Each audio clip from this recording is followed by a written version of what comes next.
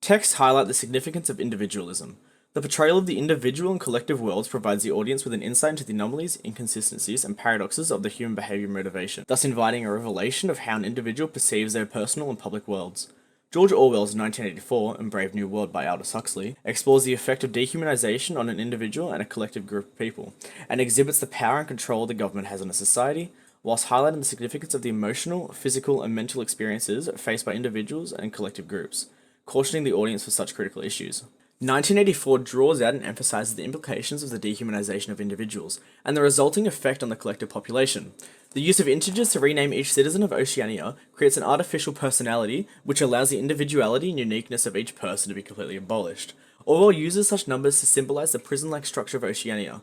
encouraging the audience to reflect on what their personal and public world is like. In Part 1, Winston Smith is referred to as 6079, providing the respondent with an insight into the prison-like life that is being enforced on the population. Moreover, by training the children to turn on their own parents, the party reinforces their subtle dehumanization tactics and challenges the audience to reflect on their own childhood and contrast it to the military-like upbringing of the children of Airstrip 1.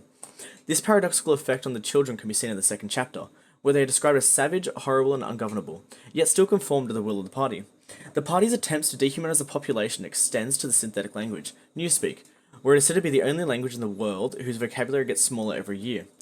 This allows the party to limit the psychological range of its people, thus subjecting them to think in the exact manner the party wishes them to.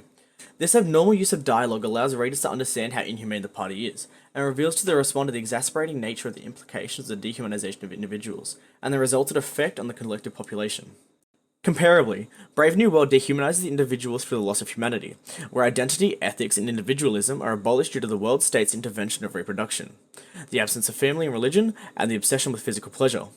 The neurological processes of the citizens residing in New London are continuously conditioned by the world state to achieve a psychological point where they accept their role in society, and to behave in what the government deems to be a safe manner.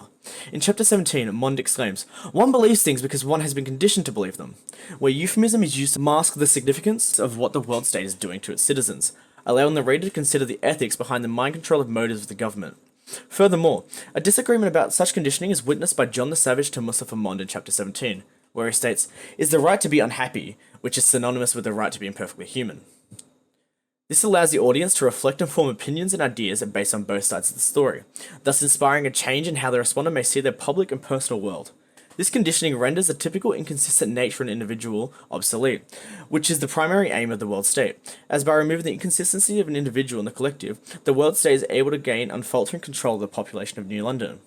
The actions of the world state highlights the significance of the emotional, physical, and mental experiences faced by individuals and collective groups by providing the audience with an alternative society where the human behavior and motivations are controlled and monitored, encouraging assumptions of governmental rights and power to be challenged. Furthermore, 1984 explores the detrimental resultant of giving power to a collective organization. This is observed through the party, who enforce their ideology of the perfect world onto the citizens of Airstrip 1 through the deliberate continuation of war, the torture of those who wish to exercise free will, the starvation of the population, and the altering of history. The paradox of the party's slogans, "War is peace, freedom is slavery, ignorance is strength," provides the audience with an understanding of how freedom may not always be as it seems, thus inviting the reader to reflect on exactly how much freedom they really have, instigating a range of ideas and perceptions which may allow them to challenge their contemporary society's beliefs and traditions. As 1984 cautions the audience to not allow governments to be involved with their personal lives, it has been banned in major countries such as USA and Russia for being pro and anti-communist. This course of action allows the respondent to connect personally with the novel,